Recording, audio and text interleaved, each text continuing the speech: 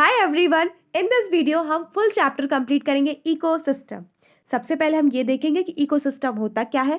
Ecosystem जो होता है वो फंक्शनल यूनिट होती है और इकोसिस्टम में सारे के सारे लिविंग ऑर्गेनिजम्स जो होते हैं वो इंटरेक्ट करते हैं आपस में, अपने जो फिजिकल इन्वायरमेंट होते हैं, जो अपनी आसपास की जो सराउंडिंग होती है उसमें इंटरेक्ट करते हैं। इसी को हम क्या बोलते हैं? इकोसिस्टम बोलते हैं।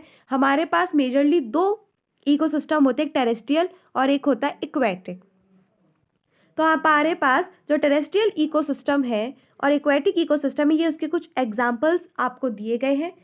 टेरेस्ट्रियल इकोसिस्टम का एग्जाम्पल है फॉरेस्ट, ग्रासलैंड, डेजर्ट। ठीक है। एक्वेटिक के एग्जाम्पल है पॉन्ड, लेक, वेटलैंड, रिवर, एक्सट्यूरी। ठीक है। जो मैन मेड इकोसिस्टम है, मैन मेड इकोसिस्टम का मतलब होता है, यहाँ पे भी दिया हुआ है आपकी बुक में, ये होता है कि जो मैन ने, ह्यूमंस ने खुद बनाया। तो क्या क्या बनाया? क्रॉपफील्ड, एक्वेरियम। ठीक है। तो ये ह्यूमंस ने खुद से बनाया है, तो इसको हम मैन मेड या फिर ह्यूमन मेड इकोसिस्टम भी बोल सकते हैं। जो हमारा इकोसिस्टम होता है उसका स्ट्रक्चर कैसा होता है? उसमें होता है इनपुट, फिर होता है ट्रांसफर ऑफ एनर्जी और फिर होता है आउटपुट। ठीक है। तो तीन चीजें होती है, इनपुट, ट्रांसफर ऑफ एनर्जी और आउटपुट। तो जो हमारा इनपुट होता है उसमें क्या होता है? प्रोडक्टिविटी होती है। और जो हमारा एनर्जी ट्रांसफर होता है वो कैसे होता है? फूड चेन के थ्रू होता है। और आउटपुट में हम बात करते हैं एनर्जी लॉस की। ठीक है। अब हम आगे मूव करते हैं, इकोसिस्टम स्ट्रक्चर एंड फंक्शन। हमारे पास बहुत सारे वेरियस कंपोनेंट होते हैं इन्वायरमेंट में, एबायोटिक एंड बायोटिक। एबायोटिक यानी कि नॉन लिविंग थिंग्स और बायोटिक यानी कि लिविंग थिंग्स। स्टार्टिफिकेशन, इससे क्वेश्चन आते ही आता है एग्जाम में और आ भी चुका है, ये काफ़ी इंपॉर्टेंट है। ठीक है। Vertical distribution of different species occupying different level is called stratification. जो वर्टिकल डिस्ट्रीब्यूशन होता है डिफरेंट स्पीशीज का डिफरेंट लेवल्स पर, उसी को क्या बोलते हैं? स्टार्टिफिकेशन। जैसे कि जो हमारा ट्री होता है वो सबसे ऊपर वाला जो टॉप लेयर होता है उसको ऑक्यूपाई करता है। जो हमारा श्रब होता है वो सेकंड नंबर पे पोजीशन गेन करता है और जो हमारा हर्ब्स एंड ग्रासेस होती है वो सबसे बॉटम में पाया जाता है। जैसे कि ये देखो, ट्री सबसे ऊपर लेयर में है, फिर श्रब्स है, फिर हर्ब्स एंड ग्रासेस है, ये बॉटम में होती है। तो इसी को हम क्या बोलते हैं? स्ट्राटिफिकेशन कहते हैं कि वर्टिकल डिस्ट्रीब्यूशन हो डिफरेंट स्पीशीज का डिफरेंट लेवल्स पर। ठीक है। Components of ecosystem, productivity, decomposition, energy flow और न्यूट्रिएंट साइक्लिंग। जो आपका न्यूट्रिएंट साइक्लिंग है बच्चों, ये डिलीट हो चुका है। अभी आपको ना ये तीन पढ़ने हैं ऊपर के। ठीक है। तो आपका न्यू सिलेबस है उसके अकॉर्डिंगली ये डिलीट हो चुका है, तो हम न्यू सिलेबस को ही इस वीडियो में डिस्कस करेंगे। तो कौन कौन से फोर होते हैं? Productivity, decomposition, energy flow, nutrient cycling. ठीक है। जिसमें कि हम फॉस्फोरस, कार्बन वगैरह के बारे में पढ़ते थे। और साइक्लिंग में हम क्या क्या पढ़ते थे? गैसियस साइकिल पढ़ते थे जिसमें हम कार्बन का एग्जाम्पल लेते थे, और सेडिमेंट्री साइकिल पढ़ते थे जिसमें हम फॉस्फोरस का एग्जाम्पल पढ़ते थे। ये सब अब डिलीट हो गया है। अब यहाँ पे हमें एक पॉन्ड है वो दिया गया है और उसका हमें ये बताया गया है कि जो पॉन्ड होता है वो भी कैसा होता है बच्चा? इकोसिस्टम ही होता है। तो पॉन्ड कौन सा इकोसिस्टम है? एक्वेटिक इकोसिस्टम होता है। इसमें ऑटोट्रॉफिक के बारे में बताया गया है कि ऑटोट्रॉफिक में कौन कौन आता है। जैसे ये हमारे पास पॉन्ड है, ठीक है, ये पॉन्ड है, तो इसके अंदर ऑटोट्रॉफिक, कंज्यूमर और डिकम्पोजर के बारे में बताया गया है। तो ऑटोट्रॉफिक में कौन कौन आएगा? फाइटोप्लैंक्टॉन्स, एल्गा, फ्लोटिंग, जो फ्लोट करते रहते हैं। ठीक है। सबमर्ज्ड, मार्जिनल प्लांट्स, ये सब रहते हैं। और कंज्यूमर्स में कौन कौन आता है? जू प्लैंक्टॉन्स आते हैं। डिकम्पोजर्स में फंजाई, बैक्टीरिया वगैरह आ जाते हैं। ठीक है। तो ये हमारे पास एक पॉन्ड को एज अ इकोसिस्टम एक एग्जाम्पल के फॉर्म में समझाया गया है कि इकोसिस्टम जो होता है उसमें एक पॉन्ड भी एक एग्जाम्पल है इकोसिस्टम का। और पॉन्ड जो है वो एक्वेटिक इकोसिस्टम है। और इसमें ऑटोट्रॉफिक में हमें क्या क्या मिल सकता है, कंज्यूमर और डिकम्पोजर में क्या क्या मिल सकता है, हमें ये बताया गया है। मेनली जो हमारा मूवमेंट होता है एनर्जी का वो कैसा होता है बच्चे? यूनिडायरेक्शनल होता है, मतलब कि वो एक ही डायरेक्शन में मूव करता है। कैसे मूव करता है? Towards the higher trophic levels. ठीक है। Towards the higher trophic levels वो मूव करता है, वो हायर ट्रॉफिक लेवल से मूव करेगा। ये आपको याद होना चाहिए कि हायर लिखा था यहाँ पे। प्रोडक्टिविटी, अब यहाँ से हमारा चैप्टर बहुत इंपॉर्टेंट रोल प्ले करेगा, ठीक है। मतलब हमारे चैप्टर में जो चीज़ इंपॉर्टेंट है ना वो यहीं से, प्रोडक्टिविटी से ही। तो ये बहुत इंपॉर्टेंट रोल प्ले करेगा आपके चैप्टर को पूरा, मतलब आपका पूरा चैप्टर जो है इन्हीं सब पे टिका हुआ है, क्योंकि इसका जो बाद में जो इंपॉर्टेंट चीज़ थी वो तो डिलीट हो गई, तो अब सब कुछ इसी में से आने वाला है। तो आपका पूरा चैप्टर इसी के अराउंड में घूम रहा है, तो आपको ये चीज़ अच्छे से समझनी होगी, ठीक है। प्राइमरी प्रोडक्शन, तो हम सबसे पहले ये देखेंगे कि प्राइमरी प्रोडक्शन और प्रोडक्टिविटी में फ़र्क क्या होता है, ठीक है। प्रोडक्टिविटी, ये है प्रोडक्टिविटी, और जो प्रीवियस पेज था उसमें लिखा था प्राइमरी प्रोडक्शन। तो जो हमारी प्रोडक्टिविटी होती है वो होती है rate of biomass production. Rate of biomass production, इसको हम क्या बोलते हैं, प्रोडक्टिविटी। इसमें क्या होता है, प्रोडक्टिविटी का मतलब होता है कितना ग्राम 1 मीटर स्क्वायर में ऑर्गेनिक मैटर प्रोड्यूस हो रहा है एक ईयर के अंदर। किसमें, एक ईयर के अंदर। देख रहे हो आप यहाँ पे ईयर लिखा हुआ है, एक ईयर के अंदर। लेकिन जो हमारा प्राइमरी प्रोडक्शन होता है उसमें ईयर हम मेंशन नहीं करते हैं, उसको हम डायरेक्ट बस ऐसे लिख देते हैं, ठीक है। किलो कैलोरी लिख देते हैं, हम ग्राम लिख देते हैं, लेकिन हम उसमें ईयर नहीं मेंशन करते। हम किस में मेंशन करते हैं, प्रोडक्टिविटी में हम मेंशन करते हैं। प्रोडक्टिविटी का मतलब होता है कितना ग्राम 1 मीटर स्क्वायर में ऑर्गेनिक मैटर प्रोड्यूस हो रहा है 1 ईयर के अंदर। हमारा प्राइमरी प्रोडक्शन क्या होता है, वो होता है अमाउंट ऑफ बायोमास और organic matter produce per unit area during photosynthesis. और इसकी यूनिट देख रहे हो क्या है, किलो कैलोरी है और ग्राम है, ग्राम मीटर स्क्वायर। कैलोरी पर मीटर स्क्वायर और ग्राम पर मीटर स्क्वायर। आप लोगों को ये चीज़ याद रखनी है कि जो प्रोडक्टिविटी होती है उसी में एयर मेंशन होता है, बाकी कहीं एयर मेंशन नहीं होगा, ठीक है।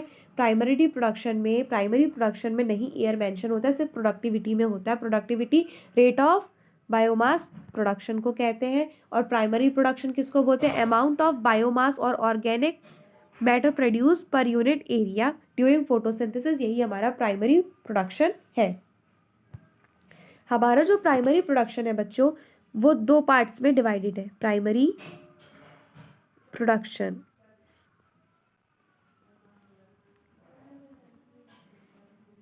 ठीक है, ये 2 पार्ट्स में डिवाइडेड है। किस किस में, जीपीपी और एनपीपी। जीपीपी का फुल फॉर्म होता है ग्रास प्राइमरी प्रोडक्टिविटी, और एनपीपी का फुल फॉर्म होता है नेट प्राइमरी प्रोडक्टिविटी। तो ग्रास प्राइमरी प्रोडक्टिविटी होता क्या है, ग्रास प्राइमरी प्रोडक्टिविटी क्या होता है, rate of organic compound during photosynthesis. Rate of organic compound during photosynthesis, ये इसको क्या बोलते हैं, ग्रास प्राइमरी प्रोडक्टिविटी, ठीक है। ये ग्रॉस प्राइमरी प्रोडक्टिविटी होती है। और एनपीपी क्या होता है, net primary productivity. Huge amount of GPP is utilized in respiration. बहुत ज़्यादा ह्यूज अमाउंट में हमारी जो ग्रॉस प्राइमरी प्रोडक्टिविटी है वो यूज़ हो जाती है। और जब हम जीपीपी में से आर को माइनस कर दें तो एनपीपी मिल जाता है। ये क्वेश्चन आया था पीवाईक्यू में कि जो आर है वो क्या है, तो वो है रेस्पिरेटरी लॉस। आर क्या है बच्चे, रेस्पिरेटरी लॉस है, ये पीवाईक्यू में पूछा गया था। तो आपको ये याद होना चाहिए कि जब आप जीपीपी में से आर को माइनस कर देंगे तो एनपीपी बचेगा, ठीक है। जो हमारा एनपीपी होता है वो कहाँ जाता है, कंज्यूमर्स के पास जाता है। Available biomass for consumption to heterotrophs, या फिर हम कंज्यूमर भी कह सकते हैं, ठीक है। देखो हमारे पास ये सनलाइट थी, ये हमारे पास प्लांट था, ठीक है। इस सनलाइट के थ्रू इस प्लांट ने क्या किया होगा बच्चे, खाना बनाया होगा, ठीक है। इसे यहाँ से एनर्जी मिली होगी, ठीक है। अब इसको क्या मिल गई, एनर्जी। तो ये सारी की सारी एनर्जी खुद में नहीं यूज़ कर लेगा। ये जो एनर्जी मिली है प्लांट को ये सारी खुद नहीं यूज़ कर लेगा। ये क्या काम करेगा, कुछ अपने इस्तेमाल के लिए रखेगा, ठीक है, कुछ अपने यूज़ के लिए रखेगा कि ठीक है उसने कुछ अपना यूज़ कर लिया, और कुछ वो दे देगा, ठीक है। वो किसको दे देगा, वो दे देगा T2 को दे देगा। किसको दे देगा, T2 को दे देगा, यानी कि नेक्स्ट ट्रॉपिक लेवल को दे देगा। हमारे पास सनलाइट है, सनलाइट से हमारे प्लांट ने क्या बना लिया, फूड बना लिया। तो इसके पास आ गई एनर्जी, तो एनर्जी एक खुद यूज़ कर लेगा और क्या काम करेगा, कि ये दूसरे ट्रॉपिक लेवल में उसको भेज देगा, ठीक है। तो जो वो यूज कर लेगा उसी को हम बोल रहे हैं रेस्पिरेटरी लॉस, और जो वो भेज देगा उसी को हम बोल रहे हैं एनपीपी, और जो यहाँ पे इसने एनर्जी बनाई सन की लाइट लेके उसी को हम क्या बोल रहे हैं जीपीपी। समझ गए क्या हो रहा था अभी तक? Net primary productivity is available biomass for consumption to heterotrophs. यही मैंने बताया कि वो कहाँ चला जाएगा, नेट प्राइमरी प्रोडक्टिविटी यानी कि एनपीपी कहाँ चला जाएगा, हाइड्रोट्रॉप्स के पास चला जाएगा, यानी कि नेक्स्ट जो आपका ट्रॉपिक लेवल है वहाँ पे चला जाएगा। तो सेकेंडरी प्रोडक्टिविटी क्या होता है? देखो हमने प्राइमरी प्रोडक्टिविटी पढ़ ली, अब हम पढ़ेंगे secondary productivity. It is defined as a rate of formation of new organic matter by consumers. यहाँ पे हम किसकी बात करेंगे? कंज्यूमर की बात करेंगे। Rate of biomass production at T2 level. Primary productivity, जो हमारी प्राइमरी प्रोडक्टिविटी होती है वो डिपेंड करती है प्लांट स्पीशीज पे, ठीक है, और पर्टिकुलर एरिया पे। एनुअल नेट प्राइमरी प्रोडक्टिविटी, जो हमारा पूरा का पूरा बच्चों, जो पूरा का पूरा हमारा होल बायोस्फीयर होता है उसमें 170 बिलियन टन्स होता है। कितना होता है? Annual net productivity primary productivity 170 billion turns होता है। जो हमारा ओशन होता है बच्चे, ओशन होता है उसमें कितना होता है? 55 होता है। ओशन में कितना होता है बच्चे? 55 बिलियन टन्स होता है। और जो लैंड होता है उसमें कितना होता है? 70% होता है। कितना होता है? 70%। जो हमारी एनुअल नेट प्राइमरी प्रोडक्टिविटी है होल बायोस्फीयर की, वो कितनी है? 170 बिलियन टन्स। 170 बिलियन टन्स में से जो हमारा ओशन है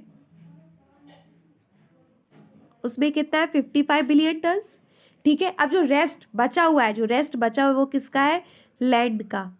तो उसमें कितना आ जाएगा? 70 आ जाएगा, ठीक है।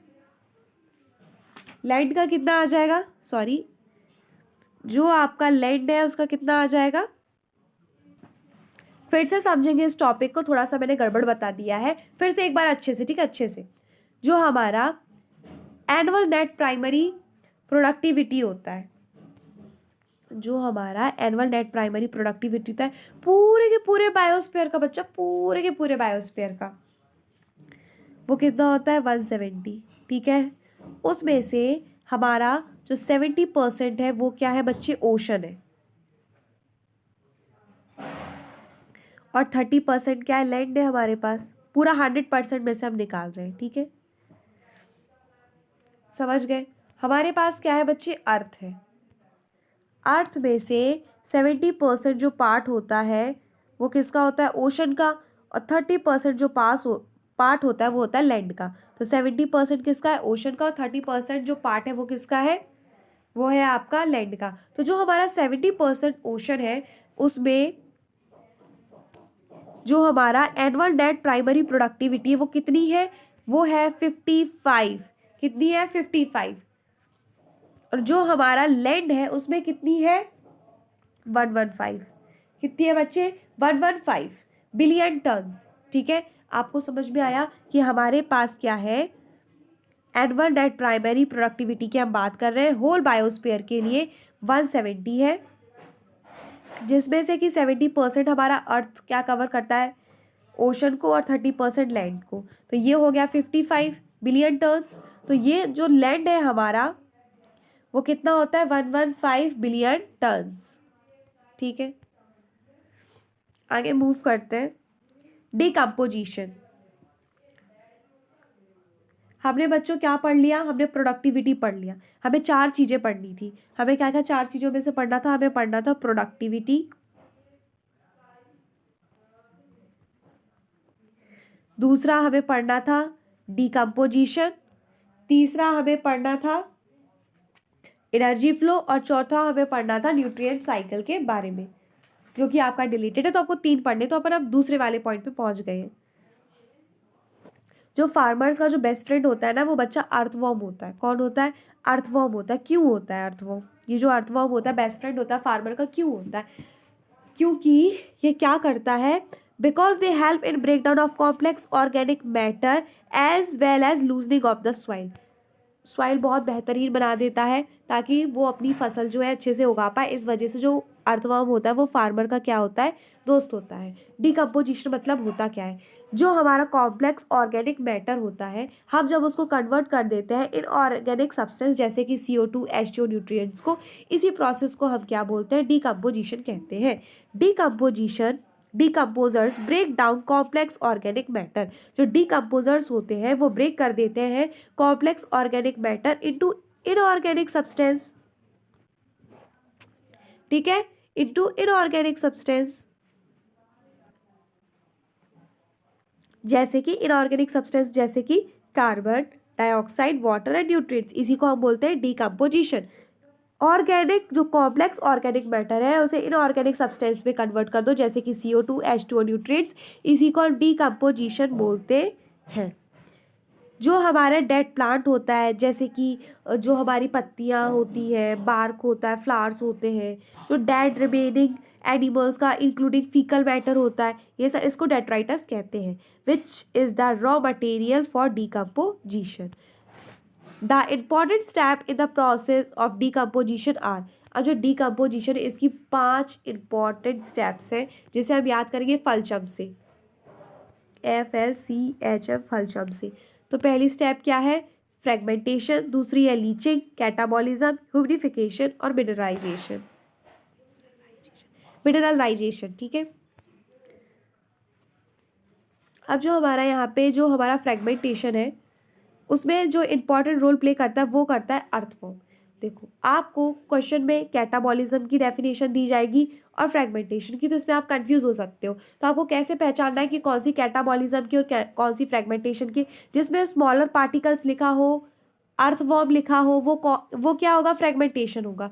जिसमें लिखा हो इनऑर्गेनिक सब्सटेंस, जहाँ पे इनऑर्गेनिक शब्द आ जाए वो कैटाबॉलिज्म होगा। वहाँ पे सिंपल इनऑर्गेनिक सब्सटेंस किस में होगा, कैटाबॉलिज्म में आएगा, और सिंपलर पार्टिकल्स या अर्थवर्म लिखा हो वो फ्रेगमेंटेशन हो जाएगा। यहाँ पे हम ब्रेक डाउन करते हैं डेट्राइटस को यानी कि डेट मटेरियल को स्मॉलर पार्टिकल्स में, इसी को हम क्या बोलते हैं, फ्रेगमेंटेशन बोलते हैं। तो लीचिंग होता है वो क्या होता है, water soluble inorganic nutrients go down into the soil get precipitate as unable salts, यानी कि वो सॉइल के अंदर जाता है और वो ऐसे जाता है कि आप उसका यूज़ नहीं कर सकते हो अभी। क्या आप सोचो कि जो भी न्यूट्रिशन या फिर जो भी प्रेसिपिटेट अंदर गया हम उसका यूज़ कर लें, उस इनऑर्गेनिक न्यूट्रिएंट्स का आप यूज़ नहीं कर सकते हो। और वो कैसा होता है, वाटर सॉल्युबल होता है इनऑर्गेनिक न्यूट्रिएंट जिसका आप इस्तेमाल नहीं कर सकते, ठीक है। Catabolism, bacteria and fungal enzyme degrade detritus into simpler inorganic substance. ये आपके पास कुछ था, इसके ऊपर अर्थवर्म आया, उसने उसके छोटे पीस कर दिए। फिर उसके बाद ये जो था ये सब कुछ सॉइल से कहाँ चला गया, ये चला गया, ये जो हमारी, ये देखो, ठीक है, ये हमारा सरफेस है। तो इसके ऊपर कुछ कुछ मान लो लीफ गिर गई या कुछ भी डेट्राइटस कोई चीज़ मिल गया, फीकल मैटर वगैरह, उसके ऊपर किसने अटैक किया, अर्थवर्म ने अपना काम किया और उसको स्मॉल पीसेस में ऐसे ऐसे ऐसे कर दिया। फिर क्या होगा कि जो हमारा ये यहाँ पे छोटा छोटा पार्ट बन चुका है, इसके ऊपर ये जो होगा ये कहाँ आ जाएगा, सॉइल में आ जाएगा, सॉइल के अंदर आ जाएगा। और यहाँ पे अनेबल सॉल्ट्स, यहाँ पे जो भी सॉल्ट्स बने हैं अभी आप इन्हें यूज़ नहीं कर सकती, यही लीचिंग है। Water soluble inorganic nutrients go to down into the soil. फिर क्या हो गया, अब जो वो सॉइल के अंदर आ गए ना, ये सॉइल के भी अंदर की बात हो रही है। तो यहाँ पे बैक्टीरियल फंगल एंजाइम्स जो होंगे वो अपने अपने एंजाइम्स डालेंगे, बैक्टीरिया वगैरह, और इसको सिंपल इनऑर्गेनिक सब्सटेंस में इसको कन्वर्ट करेंगे, इसी को हम बोलते हैं कैटाबॉलिज्म। और ये तीनों प्रोसेस होती है, फ्रेगमेंटेशन, लीचिंग और कैटाबॉलिज्म, ये साइमल्टेनियसली होती है, मतलब कि एक साथ होती है। ह्यूमिडिफिकेशन, जहाँ पे ह्यूमस का फॉर्मेशन होता है। ह्यूमस बहुत यूजफुल चीज़ है बच्चे, और ये डार्क कलर का होता है, ठीक है, एमॉर्फस सब्सटेंस होता है, डार्क कलर का होता है और एमॉर्फस सब्सटेंस होता है। कौन, ह्यूमस। ये हाईली रेजिस्टेंस होता है microbial action. Decomposition is extremely slow rate, यहाँ पे डिकम्पोजिशन होता है वो धीरे धीरे होता है। ये कोलाइडल इन नेचर होता है। क्यों होता है colloidal in nature, reservoir of nutrients. ये कैसे काम करता है? रिजर्वायर ऑफ न्यूट्रिएंट्स की तरह काम करता है। एक तरीके से आप इसको खाद कह सकते हो बच्चे, ठीक है। जो ह्यूमस होता है इस फर्दर कुछ माइक्रोब्स इसके ऊपर अटैक करते हैं और रिलीज करते हैं इनऑर्गेनिक न्यूट्रिएंट्स को। क्या करते हैं? इनऑर्गेनिक न्यूट्रिएंट्स को रिलीज करते हैं, इसी को हम मिनरलाइजेशन कहते हैं। मतलब अब मिनरल्स आप ले सकते हो। ये पूरी एक तरीके से ऐसे साइकिल चलती है फलचम की, ठीक है। फल CHM FLCHM। पहले fragmentation, leaching, catabolism, humification, mineralisation. Decomposition की बात करेंगे। जो डीकम्पोजिशन होता है उसको होने के लिए ऑक्सीजन की ज़रूरत होती है। अगर ऑक्सीजन नहीं होगा तो हमारा जो डीकम्पोज है वो स्लो रेट से होगा या होगा ही नहीं। तो जो डीकम्पोजिशन है उसकी बहुत ज़रूरी क्या होती है? Oxygen, PYQ। अब जो हम डिस्कस करेंगे वो PYQ में आया, ये PYQ में आ चुका है, ठीक है। देखो, अगर डिट्राइटस में बहुत ज़्यादा अमाउंट में लिग्निन है और काइटिन है तो हमारा जो डीकम्पोजिशन वाला काम होगा वो बहुत स्लोली होगा। अगर डिट्राइटस में नाइट्रोजन और शुगर है तो फास्ट होगा। अगर वार्म है, मॉइस्ड इन्वायरमेंट है तो फास्ट होगा। अगर एनारोबिक कंडीशन है तो स्लो होगा। अब आपने तो देख लिया ना कि अगर ऑक्सीजन चाहिए, जब है ही नहीं तो कहाँ से अच्छे से हो पाएगा, ठीक है। तो स्लो कब होगा? जब क्या होगा? लिग्निन और काइटिन होगा, बहुत रिच होगा लिग्निन में और काइटिन में, तो स्लो हो जाएगा। क्विकर, फास्ट कब होगा हमारा डीकम्पोजिशन? जब rich in nitrogen and water soluble substance like sugar. फिर जो हमारा वार्म, अगर मॉइस्ट इन्वायरमेंट दे दिया जाए, अच्छा मॉइस्चर वाला इन्वायरमेंट दे जाए तो ये फेवरेबल करता है डीकम्पोजिशन का। और अगर लो टेम्परेचर है, लो टेम्परेचर यानी कि कोल्ड, ठंडियों में आपने देखा होगा कि ठंडियों में आपके घर की सब्जी या फिर कोई भी चीज़ इतनी जल्दी ख़राब नहीं होती जितनी जल्दी की गर्मियों में होती। क्यों? क्योंकि लो टेम्परेचर में डीकम्पोजिशन जो काम होता है वो बहुत स्लो होता है। और एनारोबिक, जहाँ पे ऑक्सीजन ना हो वहाँ पे डीकम्पोजिशन नहीं होता है या फिर जल्दी नहीं होता है। जो आपका डीकम्पोजिशन है वो दो फैक्टर्स पे यहाँ पे बताया गया। The rate of decomposition is controlled by chemical composition of detritus and climatic factor।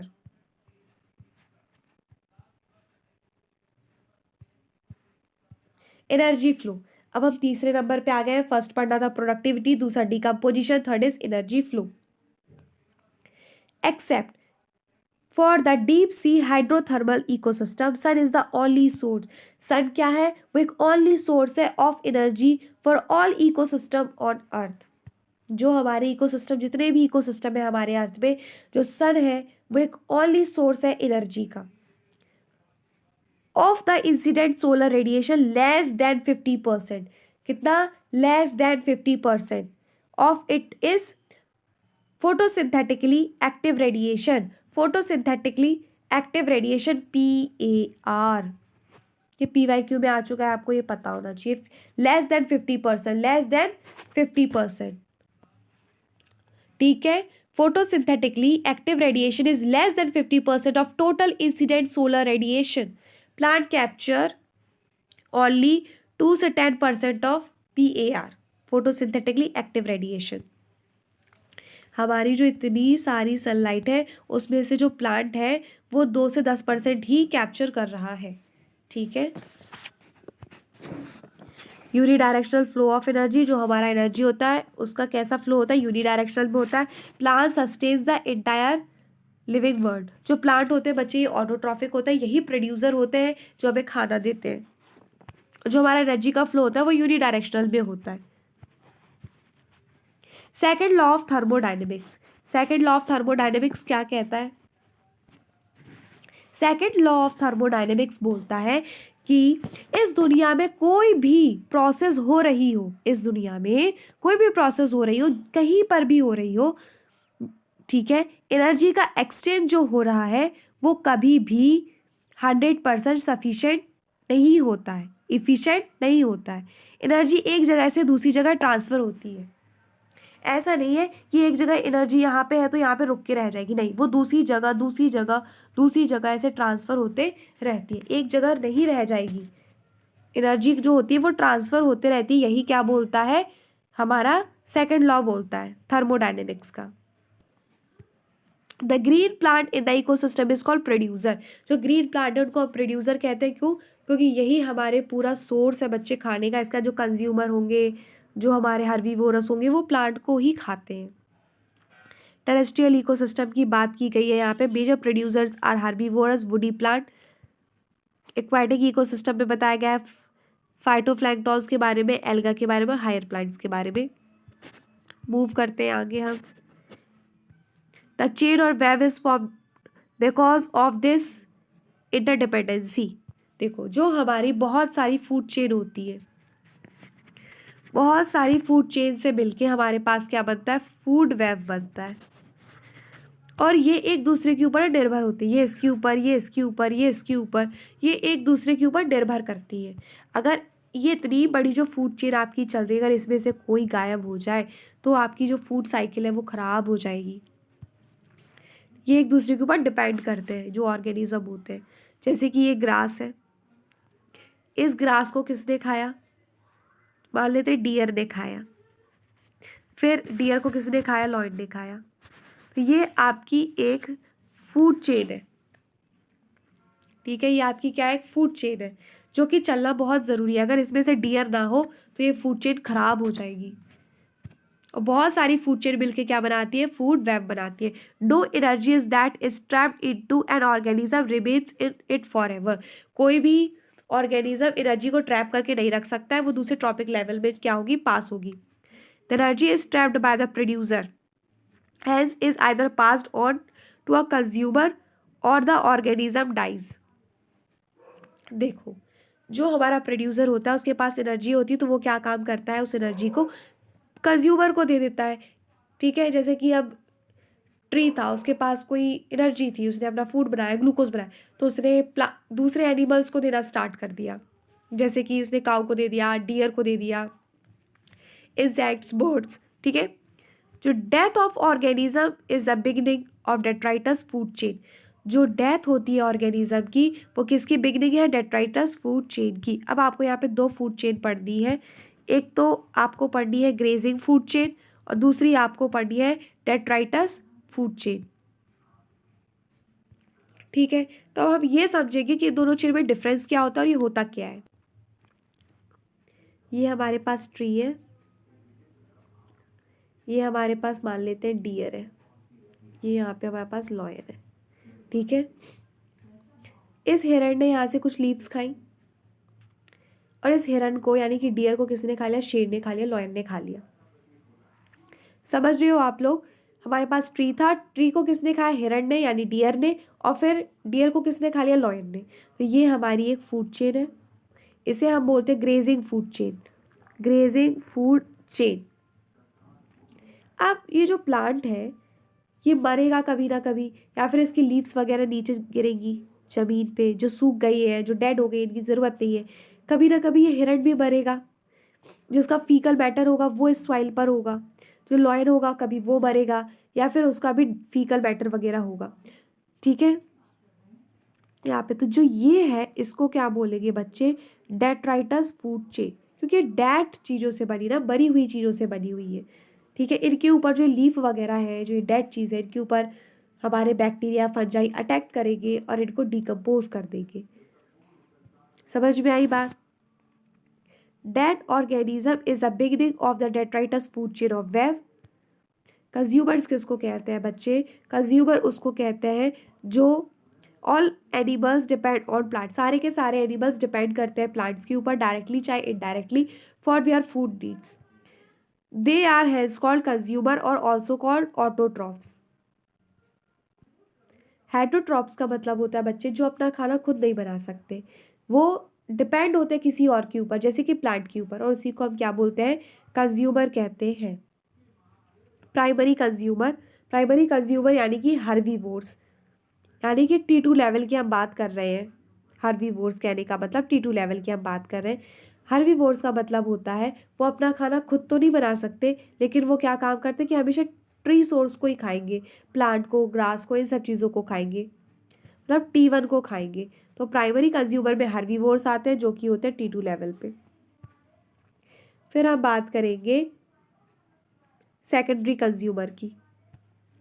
अभी मैं थोड़ा सा और प्राइमरी कंज्यूमर के बारे में बताती हूँ कि ये क्या करते हैं, ईट द प्लांट और देयर प्रोडक्ट, जो प्लांट है और उसका जो प्रोडक्ट है जो उन्होंने प्रोड्यूस किया है बेसिकली वो खाते हैं। जैसे फ्रूट प्रोड्यूस किया है उसको खाएंगे, या फिर वो प्लांट को खाएंगे, उसके लीव्स वगैरह को खाएंगे। ठीक है। सेकेंडरी इकोसिस्टम यानी कि T3 की बात कर रहे हैं, इसमें कार्निवोर्स आएंगे। टर्शरी कंज्यूमर यहाँ पे T4 की बात कर रहे हैं। सेकेंडरी कंज्यूमर्स यानी कि टर्शरी कंज्यूमर्स, इसमें हम T4 की बात करते हैं। Primary consumer will be herbivorous. जो प्राइमरी कंज्यूमर होते हैं वो कैसे होते हैं, हर्बीवोरस होते हैं, यानी कि T2 लेवल पे ये होते हैं। ये T1 T2 ये ट्रॉपिक लेवल क्या है, अगर नहीं समझ में आ रहा है तो भी मैं अच्छे से डिटेल में समझाऊंगी, तो डरने की कोई ज़रूरत नहीं है। Some common herbivores are insect, birds, mammals, terrestrial ecosystem. Terrestrial ecosystem में कौन कौन आएगा, इंसेक्ट्स, बर्ड, मैमल्स, और एक्वाटिक इकोसिस्टम में आएगा मॉलस्का। ठीक है। The consumer that feed on their themselves are carnivorous, or more correctly primary carnivorous. Through secondary consumers, those animals that depend on primary carnivorous food are labeled secondary carnivorous. A simple grazing food chain ये दी गई है आपको नीचे। Grazing food chain, grass है, grass को गोट ने खाया जो कि प्राइमरी कंज्यूमर थी, और फिर मैन ने खाया, ये सेकेंडरी कंज्यूमर है। मैं आपको ट्रॉपिक लेवल समझाती हूँ कि होता क्या है, वरना आप बहुत कंफ्यूज हो रहे होंगे।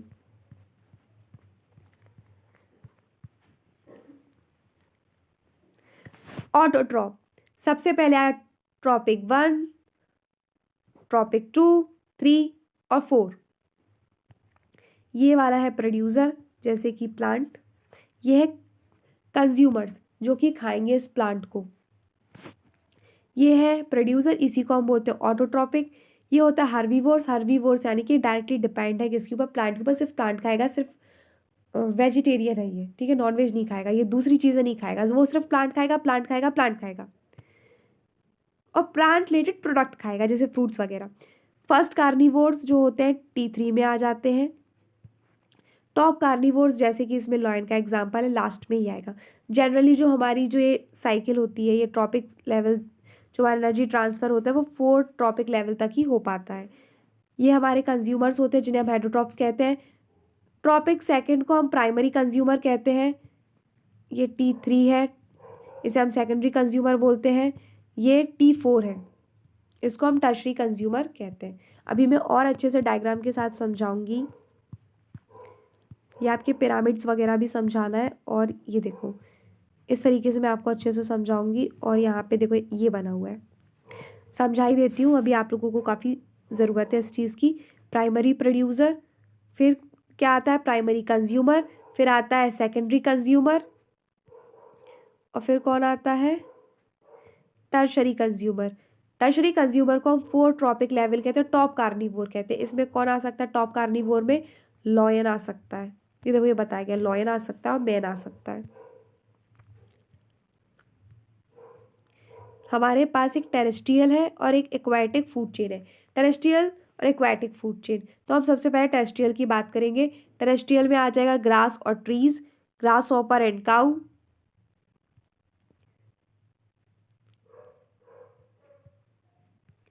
प्राइमरी जो प्रोड्यूसर है वो फर्स्ट ट्रॉपिक लेवल है और इसमें प्लांट्स आते हैं और इसे हम T1 भी कहते हैं।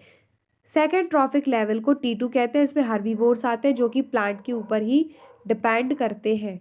किसके ऊपर डिपेंड करते हैं, प्लांट के ऊपर। हर्बीवोर्स सिर्फ प्लांट या प्लांट के प्रोडक्ट वगैरह बस खाएंगे। फिर हमारे पास आता है थर्ड ट्रॉपिक लेवल जिसे हम सेकेंडरी कंज्यूमर कहते हैं। फोर्थ ट्रॉपिक लेवल से हम टर्शरी कंज्यूमर भी कहते हैं। अब आपको समझ में आया detritus food chain begins with dead organic matter. जो डेड ऑर्गेनिक मैटर होते हैं उससे डेट्राइटस फूड चेन जो होती है वो स्टार्ट करती है। It is made up of decomposers which are heterotrophic organism. ये डिकम्पोजिजर से बनी हुई होती है ये प्रोसेस, और इसमें हेट्रोट्रॉपिक ऑर्गेनिजम्स होते हैं, मेनली फंजाई और बैक्टीरिया होते हैं। कौन होते हैं? Fungi and bacteria. They meet their energy and nutrient requirements by degrading dead organic matter detritus. These are also known as saprotrophics. इनका मतलब होता है जो डेड एंड डिकेइंग मैटर के ऊपर होते हैं और उसे डिकम्पोज करते हैं, जो सड़े हुए खाने को, उसको बोलते हैं saprophytes. Decomposer secrete digestive enzyme that break down dead and waste materials into simple inorganic material which are, जिसको वो ऑब्जर्व कर लेते हैं अपने अंदर। जो हमारा डिट्राइटस फूड चेन है वो स्टार्ट होता है डेड ऑर्गेनिक मैटर से, और जो इसका मेन पार्ट जो रोल प्ले करता है वो है फंजाई और बैक्टीरिया। सैप्रोफाइट्स जो होते हैं जो डेड एंड डिकेइंग मैटर के ऊपर वर्क करते हैं, मतलब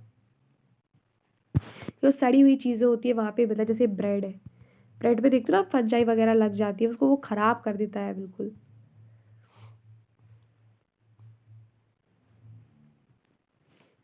ये आपके पास ट्री है, ये आपके पास डियर है, ये लॉयन है। ये तो आपकी हो गई ग्रेजिंग फूड चेन। इसकी जो लीफ वगैरह है और जो वेस्ट है, इसका जो फीकल मैटर जो वेस्ट है, इसका जो फीकल मैटर जो वेस्ट है, इसकी जो डेड बॉडी है, ये सब क्या बन जाएगा? Detritus food chain. I hope कि आप लोगों को समझ में आ रहा है। जो डेट्राइटस फूड चेन होती है वो डेट्राइटस से स्टार्ट होती है। एक्वाटिक इकोसिस्टम में जो हमारा GFC होता है, यानी कि food grazing food chain, DFC detritus food chain से बड़ा होता है। ये हो गई एक्वाटिक की बात। किसकी? एक्वाटिक की। लेकिन अगर मैं बात करूँ टेरेस्ट्रियल की बात करूँ तो उसमें क्या होगा कि डेट्राइटस फूड चेन बड़ी होगी ग्रेजिंग फूड चेन से। डेट्राइटस फूड चेन से bigger than grazing food chain है। डेट्राइटस फूड चेन से बड़ी है कौन? Grazing food chain. That means ज़्यादा एनर्जी कहाँ फ्लो हो रही है? देखो फिर से बोलती हूँ मैं कि जो डेट्राइटस फूड चेन है वो बड़ी होती है टेरेस्ट्रियल में। टेरेस्ट्रियल की बात कर रही हूँ मैं, टेरेस्ट्रियल की बात कर रही हूँ। जो डेट्राइटस फूड चेन होती है वो बड़ी होती है ग्रेजिंग फूड चेन से। डेट्राइटस फूड चेन बड़ी होती है किसे? ग्रेजिंग फूड चेन से। तो इसका मतलब ये है कि जो एनर्जी है वो सबसे ज़्यादा कहाँ से फ्लो हो रही है, कहाँ से पास हो रही है? डेट्राइटस फूड चेन से पास हो रही है। किस में? टेरेस्ट्रियल इकोसिस्टम में।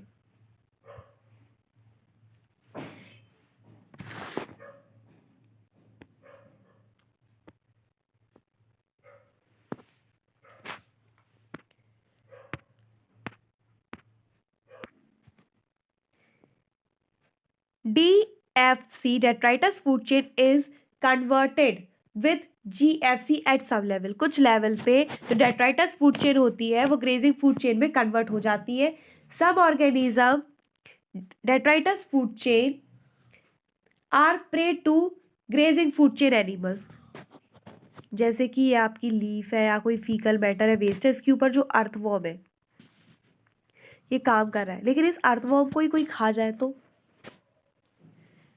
यानी कि इसका मतलब क्या है कि some organism of detritic food chain are prey to grazing food chain. These interconnections of food chain make as a food web। ये क्या बनाती है? फूड वेब बनाती है। इतनी सारी जो इंटरेक्शन हो रही है, और जो हमारा ह्यूमंस है वो कौन कौन से ट्रॉपिक लेवल्स में बिलोंग कर सकता है? वो बिलोंग कर सकता है T2, T3 and T4 level. ठीक है, ये हमारे काफ़ी सारे इंपॉर्टेंट पार्ट है। ये आपको समझ में आ गया कि क्या होगा? Primary producer, primary consumer, secondary consumer, tertiary consumer. ये 4th ट्रॉपिक लेवल है, ये 3rd है, ये 2nd है, ये 1st है। अरे यहाँ पे ना आप लोगों का कट गया, ये काफ़ी इंपॉर्टेंट है, ये PYQ में आ चुका है। देखो मैं बताती हूँ, स्टैंडिंग क्रॉप और स्टैंडिंग स्टेट, ये दोनों ही बहुत बहुत बहुत इंपॉर्टेंट है। Amount of energy decrease at successive tropic level. जो एनर्जी होती है, अमाउंट ऑफ एनर्जी होती है, वो डिक्रीज हो जाती, कम हो जाती, कहाँ? At successive tropic level. जो PYQ में है वो है स्टैंडिंग क्रॉप और स्टैंडिंग स्टेट। तो स्टैंडिंग क्रॉप होता क्या है?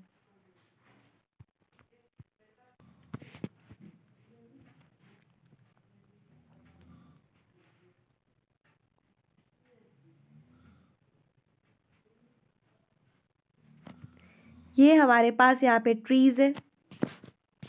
तो स्टैंडिंग क्रॉप का मतलब क्या होता है बच्चा? स्टैंडिंग क्रॉप का मतलब होता है लिविंग ऑर्गेनिक मैटर को स्टैंडिंग क्रॉप कहते हैं। और जो क्रॉप होती है वो हमेशा जमीन के ऊपर होती है, ठीक है। क्रॉप जो होती है वो हमेशा जमीन के ऊपर। स्टैंडिंग स्टेट किसको कहते हैं? स्टैंडिंग स्टेट उसको कहते हैं जमीन के अंदर कितना मिनरल है, जमीन के अंदर कितना मिनरल प्रेजेंट है, इसी को हम स्टैंडिंग स्टेट कहते हैं।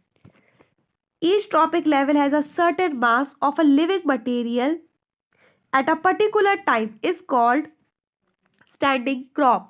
Each tropic level has a certain mass at a particular time. कुछ certain mass होता है एक particular time पे, इसी को हम standing crop बोलते हैं। स्टैंडिंग क्रॉप का बेसिक सा मतलब है कि लिविंग ऑर्गेनिक मैटर को स्टैंडिंग क्रॉप कहते हैं, और क्रॉप हमेशा जमीन से ऊपर होती है। और स्टैंडिंग स्टेट का मतलब होता है जमीन के अंदर कितना इनऑर्गेनिक मिनरल प्रेजेंट है, इसको हम स्टैंडिंग स्टेट कहते हैं। मैं आपको एक डायग्राम के थ्रू समझाने की कोशिश करती हूँ। ये हमारे पास सॉइल है, ये इसके ऊपर क्रॉप्स है, ठीक है। तो ये क्या हो जाएगा? Standing crop, standing crop. और ये क्या हो जाएगा? Standing state. देखो स्टैंडिंग क्रॉप का क्या मतलब है, स्टैंडिंग स्टेट का मतलब है कि कितना मिनरल है, मिनरल है, इनऑर्गेनिक मिनरल कितना प्रेजेंट है, जमीन के अंदर कितना इनऑर्गेनिक मिनरल प्रेजेंट है, इसको हम स्टैंडिंग स्टेट बोलेंगे। और ऑर्गेनिक मास को हम स्टैंडिंग क्रॉप बोलेंगे। Each trophic level has a certain mass at a particular time, इसको स्टैंडिंग क्रॉप बोलेंगे। और ये बहुत इंपॉर्टेंट है, ये PYQ है, ये नीट में आ चुका है, ये PYQ था जो मैंने अभी बताया। In GFC grazing food chain it is possible to have 4 levels? नहीं, सॉरी, हाँ इसमें तो पॉसिबल है, जो आपका GFC है इसमें पॉसिबल है, लेकिन DFC में पॉसिबल नहीं है। मतलब उसमें इस टाइप कोई लिमिट नहीं है, इसमें कुछ भी हो सकता है। लेकिन जो आपका GFC होता है उसमें एक लिमिट है कि 4 लेवल्स तक ही रहेगा, मतलब पॉसिबल है कि ऐसा हो सकता है। लेकिन DFC detritus food chain does not have any such limit, ऐसी कोई लिमिट नहीं होती है, ठीक है। मेजर्ड, जो बायोमास है बच्चे उसको आप कैसे मेजर कर सकते हो? जो आपका स्टैंडिंग क्रॉप है, ठीक है, इसकी डेफिनेशन अच्छे से याद कर लेना। मेजर्ड इन बायोमास और number in unit area. Biomass में मेजर किया जाता है और नंबर इन यूनिट एरिया में मेजर किया जाता है। Dry weight measure is more accurate, जो ड्राई वेट होता है वो मोर एक्यूरेट होता है। क्यों? इसका रीजन है कि वो वेरी नहीं करता है। अगर इसमें मॉइस्चर होगा तो ये वेरी करेगा, लेकिन अगर ड्राई वेट है तो वो नहीं वेरी करेगा, इसलिए dry weight is more accurate होता है। अब हमारे पास 10% लॉ आ गया है।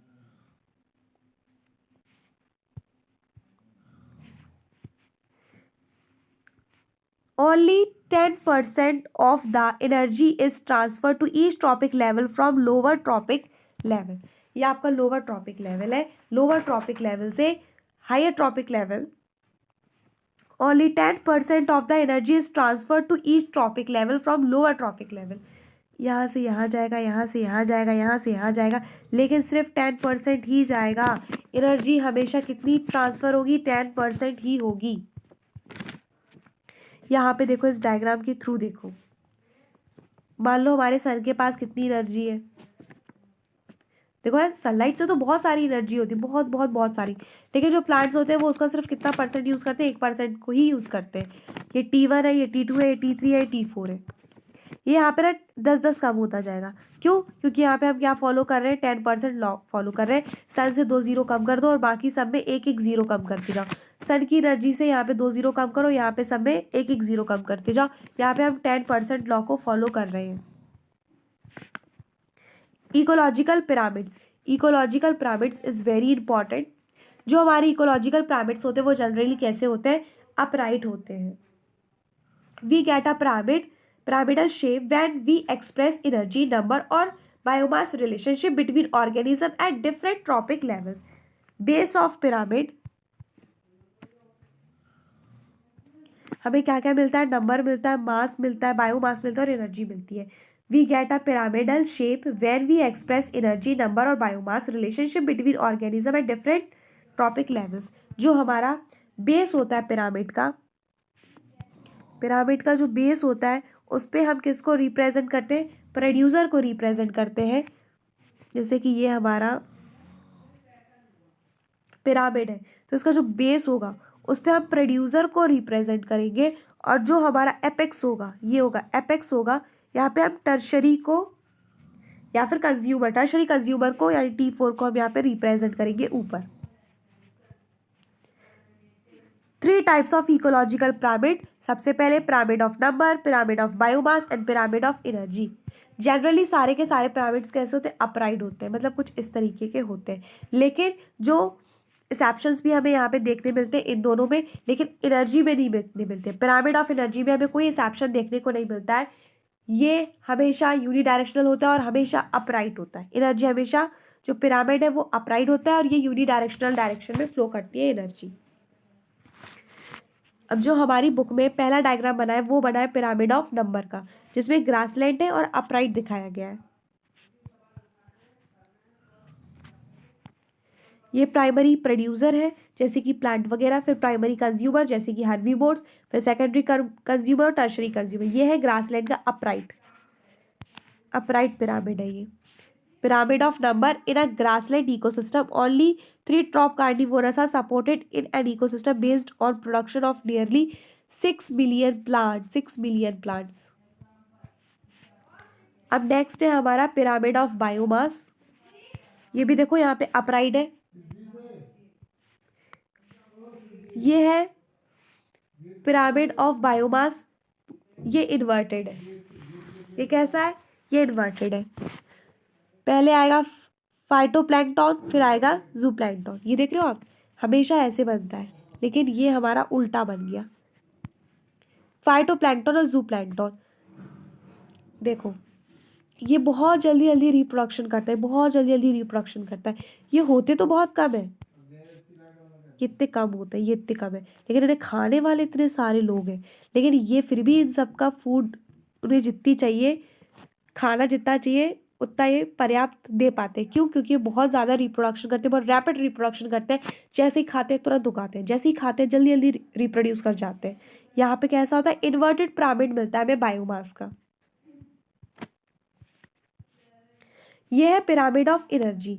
Pyramid of energy always upright. ये कैसा होगा, ऑलवेज अपराइट होगा. यहाँ पे 10% रूल बताया गया है कि 2 0 कर दो कम सनलाइट से, बाकी सब में 1 0 कम करते जाओ, 1 0 कम कर दिया. 10% लो, ये है इसका फॉर्मूला.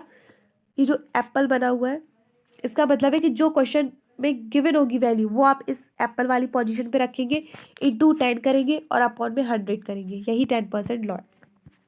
इससे जो न्यूमेरिकल होंगे ना, इस फॉर्मूले से आप न्यूमेरिकल सॉल्व कर सकते हो. PYQ जो नीट पे आए. Pyramid of energy. Primary producer convert only 1% of the energy in the sunlight available to them into NPP. कितनी लेते हैं, सिर्फ 1% को ही यूज करते हैं. Pyramid of number in grassland ecosystem is upright. Pyramid of biomass in sea is generally inverted. Pyramid of energy is always upright. जो हमें exception देखने को मिला है वो किस में मिला है, pyramid of number in a single tree ecosystem. Pyramid of number in ecosystem, single tree ecosystem में, और पिरामिड ऑफ बायोमास इन सी.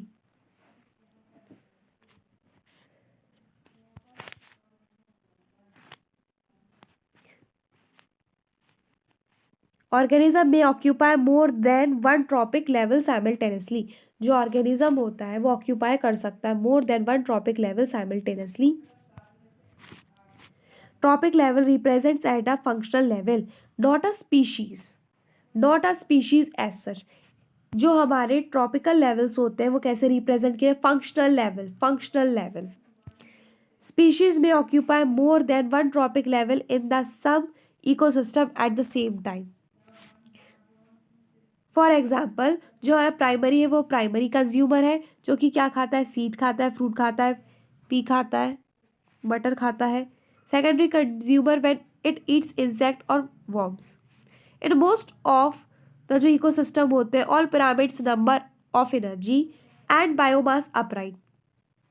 लेकिन एक्सेप्शन भी है. Energy at a lower tropical level is always more than high level. Producer are more in number and biomass than the herbivores, and herbivores are more in number and biomass than the carnivores. जो हमारा energy का flow होता है वो low trophic level से higher level तक जाता है. एनर्जी एट अ लोअर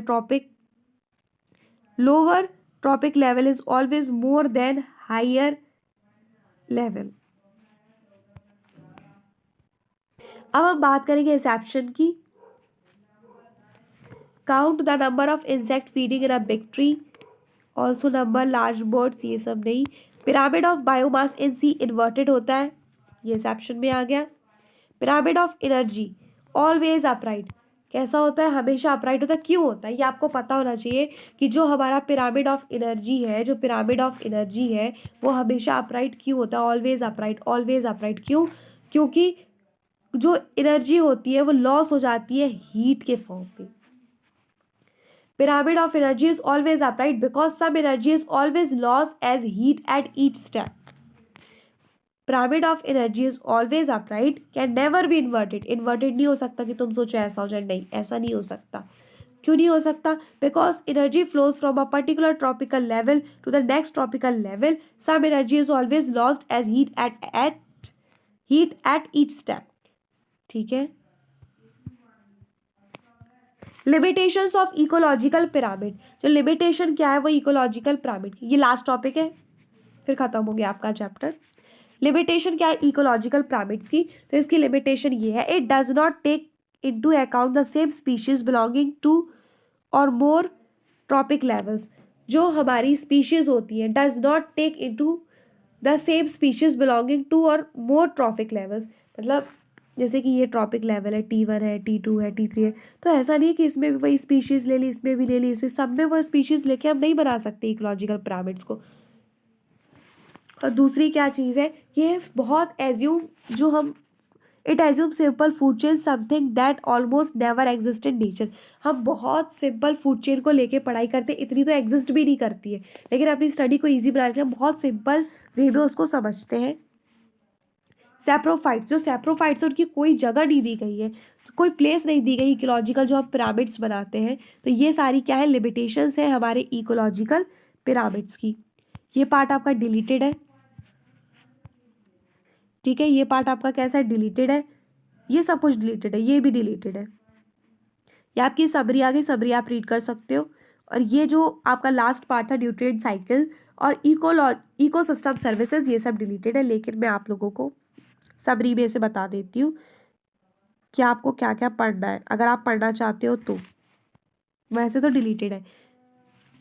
पहले हम पढ़ते थे न्यूट्रिएंट साइकिल, जिसमें कि storage and movement of nutrients elements through various component of ecosystem. Nutrient cycling ये सब सर्कुलर फॉर्म में जो होता है ना, ये मूव करती है. Storage and movement of nutrients element through various components of ecosystem. इसके दो टाइप होते हैं न्यूट्रिएंट साइकिल के. कितने टाइप होते हैं? दो होते हैं. एक होता है गैसियस, इसमें क्या होता है, एटमॉस्फेयर एज रिजर्वर होता है, और इसका एग्जाम्पल होता है कार्बन. ये लिखा हुआ है कार्बन. फिर मैं बात करूंगी सेडिमेंट्री. एक होती है गैसियस, दूसरी होती है सेडिमेंट्री साइकिल. उसका एग्जाम्पल होता है फॉस्फोरस. फिर इकोसिस्टम सर्विसेज. इकोसिस्टम सर्विसेज ये भी डिलीटेड पार्ट है. इकोसिस्टम सर्विसेज क्या होता है, product of ecosystem. Ecosystem services product of ecosystem. ये हमें क्या हेल्प करता है, purification of air and water देता है अपन को. ठीक है, तो आपका चैप्टर होता है खत्म. न्यूट्रिएंट साइकिल यहाँ से स्टार्ट है. ये कार्बन और फॉस्फोरस का एग्जाम्पल है. Ecosystem services, purification of air and water bye forest. अब आपका चैप्टर हो चुका है पूरा फुली फिनिश। तो इसमें से सबसे इंपॉर्टेंट क्या क्या है, क्या क्या PYQ में आया, मैं वो आप लोगों को बताती हूँ। ये स्टार्टिफिकेशन, ये आया है PYQ में। उसका ये 4 नाम आपको पता होना चाहिए और इनके ऊपर पूरा चैप्टर इन्हीं के ऊपर घूम रहा है। फिर आपका आया है प्रोडक्टिविटी के ऊपर क्वेश्चन। प्रोडक्टिविटी में क्या पूछा जाता है, प्रोडक्टिविटी में मेनली पूछा जाता है ये NPP और GPP, और ये जो फॉर्मूला है ये पूछा जाता है। PYQ में पूछा गया था कि जो R है वो क्या, रेस्पिरेटरी लॉस है, ये पूछा जाता है। और क्या पूछा जाता है, और क्या इंपॉर्टेंट है इसमें से, हाँ ये भी PYQ में पूछा जाता है, 170 बिलियन, और ओशन में क्या है, और ये लैंड, ये सब पूछा जाता है। ये काफ़ी इंपॉर्टेंट डेटा है। और यहाँ से आपका जो पूछा जाता है वो ये प्रोसेस पूछी जाती है कि आपको डेफिनेशन लिख दी जाती है, आपको मैच द फॉलोइंग पूछ लिया जाता है कि बताओ ये क्या है, ट्रू है कि फॉल्स है। तो यहाँ से ये सारे पॉइंट्स लिख के यहाँ पे ट्रू फॉल्स पूछा जाता है, ये इंपॉर्टेंट है। बाकी ये बहुत इंपॉर्टेंट, इसके ऊपर बहुत PYQ आए हैं, इस पूरे के ऊपर बहुत PYQ आ चुके हैं। ये ह्यूमस क्या होता है यही पूछ लेता है, व्हाट इज ह्यूमस, 4-5 पॉइंट दे देता है आपको, ट्रू एंड फॉल्स पूछता है कि मतलब which one of the following is correct. तो ये पूरा पेज इंपॉर्टेंट है, ये डीकम्पोजिशन वाला, ठीक है। उसके बाद एनर्जी फ्लो में आपको ये पता होना चाहिए कि एक ही डायरेक्शन में होता है। बाकी ये पूछता है 2 से 10% डेटा, और ये less than 5% photosynthetically active radiation, ये वाला डेटा पूछता है, लेस देन 5%, ये आ भी चुका है, ये इंपॉर्टेंट है। उसके बाद यहाँ से और क्या पूछता है, आपको डेट्राइटस फूड चेन के बारे में पता होना चाहिए, और किसके बारे में पता होना चाहिए, ग्रेजिंग फूड चेन के बारे में पता होना चाहिए। क्या पता होना चाहिए वो मैं बताती हूँ। ये जो यहाँ पे लिखा हुआ है ना, ये आपको पता होना चाहिए। मतलब बेसिकली आपको ये पता होना चाहिए कि जो एक्वेटिक इकोसिस्टम होता है उसमें GFC ये बड़ा होता है DFC से, डेट्राइटस फूड चेन से। और जो आपका टेरेस्ट्रियल इकोसिस्टम होता है उसमें DFC बड़ा होता है GFC से, यानी कि ग्रेजिंग फूड चेन से DFC डेट्राइटस फूड चेन बड़ा होता है। ये आपको किसमें, टेरेस्ट्रियल में, तो ये पता होना चाहिए। और आपको क्या पता होना चाहिए, आपको ये पता होना चाहिए कि किसको ट्रॉपिक लेवल, कौन सा ट्रॉपिक लेवल किसके बाद आता है। पहले प्राइमरी आएगा, फिर प्राइमरी कंज्यूमर आएगा, फिर सेकेंडरी कंज्यूमर, फिर टर्शियरी, तो ये सीक्वेंस आपको मालूम होना चाहिए। उसके बाद जो बहुत इंपॉर्टेंट है वो स्टैंडिंग क्रॉप और स्टैंडिंग स्टेट है, जो यहाँ पे डेफिनेशन लिखी गई है, यहाँ पे ये लिखी गई है बच्चे स्टैंडिंग क्रॉप की, जो कि यहाँ पे कट हो गई है। ये यहाँ पे इतनी सी जो डेफिनेशन है वो स्टैंडिंग क्रॉप की है, और ये जो है ये डेफिनेशन है स्टैंडिंग स्टेट की। ये दोनों बहुत इंपॉर्टेंट है, PYQ में आते रहते हैं। 10% लॉ आपको पता होना चाहिए क्या होता है, तो 10% लॉ आपको न्यूमेरिकल में यूज़ करते आना चाहिए। तो जो मैंने आपको वो एप्पल वाला फॉर्मूला बताया था उससे आप कर लोगे। आपको पता होना चाहिए कि 3 प्रकार के पास पिरामिड है, जो पिरामिड हमारा एनर्जी का, उसमें कोई भी एक्सेप्शन नहीं होता, इन दोनों में होता है, तो वो कौन सा होता है वो आपको मालूम होना चाहिए। तो आपको बेसिकली क्या पढ़ के जाना है, आपको ये पढ़ के जाना है जो यहाँ पे लिखा हुआ है साइड में, जो लिखा है ये पढ़ना है, और ये पढ़ना है कि उसके एक्सेप्शन क्या क्या है, और ये पढ़ना है कि एक्सेप्शन क्या क्या है। ये तो बहुत इंपॉर्टेंट है कि जो सिंगल ट्री वाला एक्सेप्शन है वो pyramid of biomass is C, और ये फॉर्मूला आपको मालूम होना चाहिए। इसके ऊपर बहुत सारे न्यूमेरिकल्स आते रहते हैं। बस इतना ही आता है, और ये आप थोड़ा सा देख लीजिएगा, यहाँ से तो नहीं आता है, ये बहुत इंपॉर्टेंट है। तो आई होप कि आप लोगों को ये वीडियो अच्छी लगी होगी और आपको समझ में आया होगा कि इसमें क्या क्या इंपॉर्टेंट है, क्या क्या पढ़ना है। अगेन मैं बताती हूँ कि क्या क्या डिलीटेड है, ये डिलीट है और ये डिलीट है, ये तो है आपका, ये सब है ऊपर का, ये सब कुछ है, बस लास्ट का ये दोनों डिलीटेड है, ये डिलीटेड पोर्शन है। बस 2 चीज़ डिलीट है, बाकी सब कुछ आपका आना चाहिए आपको। ये भी डिलीटेड है, ये पिरामिड तक ही दिया गया है आपको।